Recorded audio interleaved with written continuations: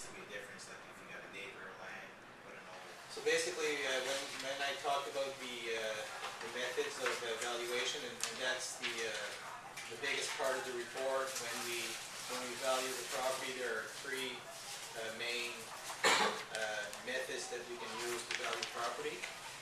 There's the cost approach, the income approach, and the direct comparison approach. Compared to the 5-year-old property, if you strictly compare it with the 15-year-old property and say, well, typically the cost approach is not done in an appraisal report, and the main reason that it's not done in the appraisal report is a lot of the times it doesn't really reflect what the market value is. So when we say that even if it costs $1 million to build a property, doesn't necessarily mean that it's worth $1 million.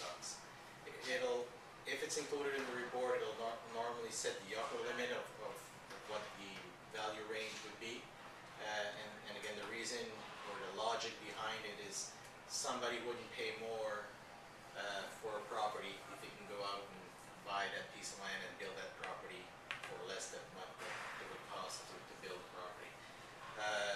And then one of the other reasons that the cost approach is not used is when the property's not new, it's difficult and a lot of work to determine what the depreciation of the property or the building is.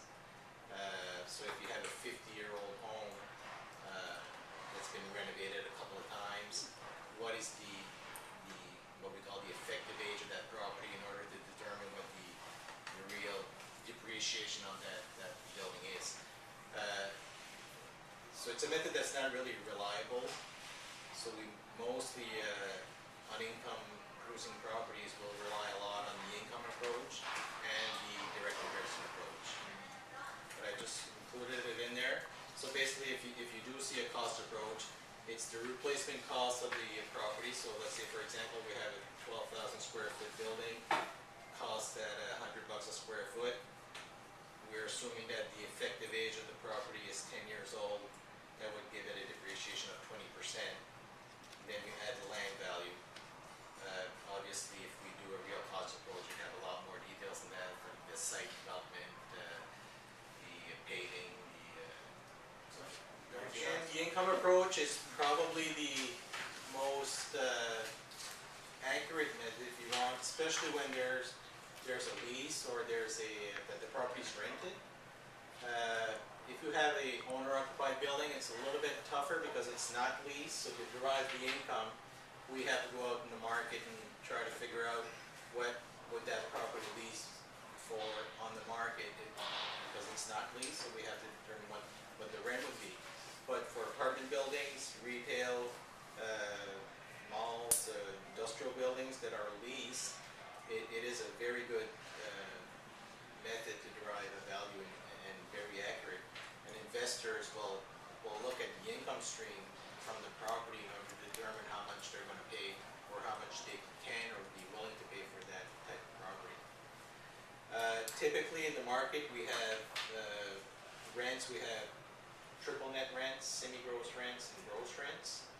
A triple net rent is a rent where the tenant is responsible for all expenses. So he would be responsible for, he or she would be responsible for property taxes, water and sewage, snow removal, lawn care, all the expenses that relate to the property. The only thing that typically the owner of the building would be responsible for is structural.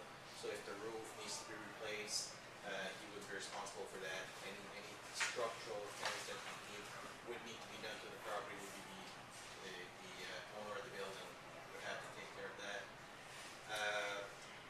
The semi-gross rent is typically when you negotiate with a tenant. It's not straightforward. It could be, I'm going to pay for the property taxes and the insurance on the building, and you're going to pay. So it's sort of a division of the expenses that are shared between the owner of the building and the tenant. So we've seen all types of leases where, it could be an example, like sale number 1 at 15, then 1.5 million for 17,000 square feet. Sale number 2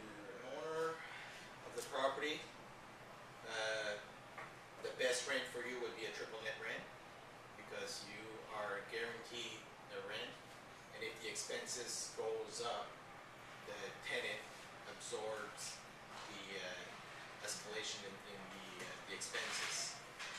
On the other side, if you're a tenant, you'd rather have a gross rent, because if the property taxes double, your rent stays the same. So typically, in our market here, newer buildings, we see a lot of triple net rents. On older type buildings where you have like just one central heating system and what we call Class C buildings, we see a lot of these buildings renting on a gross basis. Because obviously the landlords want the buildings filled, and they'll entice the tenants with it. So that's the income approach. And again, for income producing properties, we rely a lot on the income approach to determine value. The direct comparison approach is the approach where we look at comparable properties in order to determine the value of the property that we're evaluating. So obviously there's no properties are 100% similar. Would make our job a lot easier if all the properties were alike, but they're not.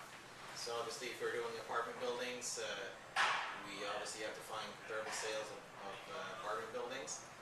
Try to find properties that are similar in age, similar in size, location, and typically we will